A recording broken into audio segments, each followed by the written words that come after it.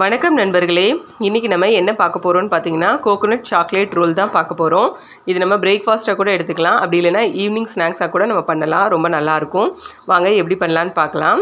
First வந்து நான் 2 cup அளவுக்கு மைதா எடுத்திருக்கேன். நீங்கள் கோதுமை மாவு எடுக்கிறதுனா கூட கோதுமை மாவு எடுத்துக்கலாம்.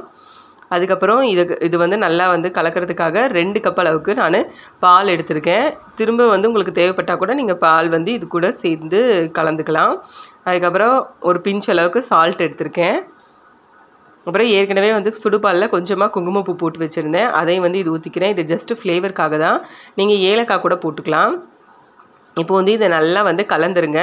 நல்லா கட்டி இல்லாமல் ஒரு தோசை மாவு நம்ம எப்படி கலப்போம் அந்த மாதிரி கலந்துக்கோங்க. பால் தேவைப்பட்டால் ஊட வந்து கொஞ்சமாக ஆட் பண்ணிக்கோங்க. ஆனால் எனக்கு வந்து தேவைப்படல. 2 கப்புக்கு 2 கப் பால் தாராளமாக இருந்துச்சு.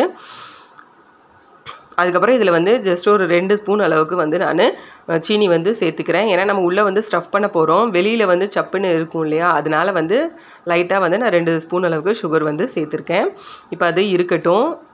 இது வந்து என்னென்னா சாக்லேட் வந்து நான் துருவி எடுத்திருக்கேன்.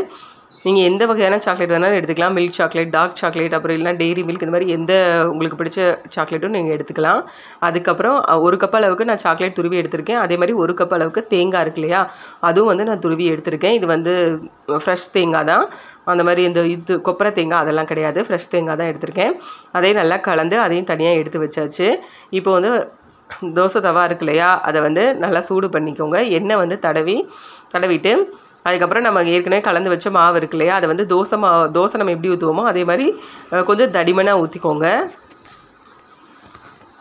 இதே மாதிரி ஊற்றிட்டு கொஞ்சம் மீடியம் சைஸில் வச்சு 2 பக்கமும் நல்லா வந்து சுட்டு எடுத்துருங்க. மீடியம் சைஸில் வச்சு நல்லா வந்து சுட்டு எடுத்துருங்க. இப்போ சுட்டு எடுத்தாச்சு. இப்போ நம்ம ஏற்கனவே வந்து மிக்ஸ் பண்ணி வச்சுருந்தோம் இல்லையா, அந்த கோகோனட்டும் சாக்லேட்டும், அதோட ஸ்டஃபிங்கை வந்து இதுக்குள்ளே வச்சு நம்ம ஸ்டஃப் பண்ண போகிறோம்.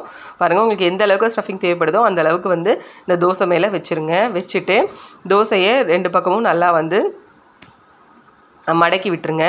பாருங்கள், இது மாதிரி இந்த சைடும் அந்த சைடும் சேர்த்து மடக்கி விட்டுட்டு நீங்கள் திரும்ப ஒரு நிமிஷம் வரைக்கும் வந்து இந்த தவாலையே வச்சு கொஞ்சம் சுட்டு எடுத்தால் போதும். ப்ரெஸ் பண்ணி சுட்டு எடுங்க. அந்த தேங்காயும் அந்த சாக்லேட்டும் நல்லா வந்து உருகி ரெண்டுமே வந்து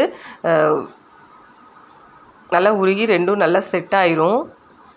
அவ்வளோதான், நம்மளோட கோகோனட் சாக்லேட் ரோல் வந்து ரெடி ஆகிடுச்சு.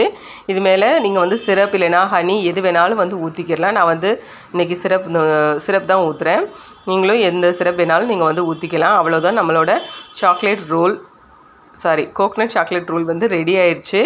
நீங்கள் வந்து இது கோதுமை மாவில் கூட பண்ணலாம், நல்லாயிருக்கும். பாருங்கள், நான் கட் பண்ணி காட்டுறேன். உள்ளே வந்து அது எவ்வளோ தூரத்துக்கு நல்லா வந்து அது குக்காகி இருக்குன்னு சொல்லி.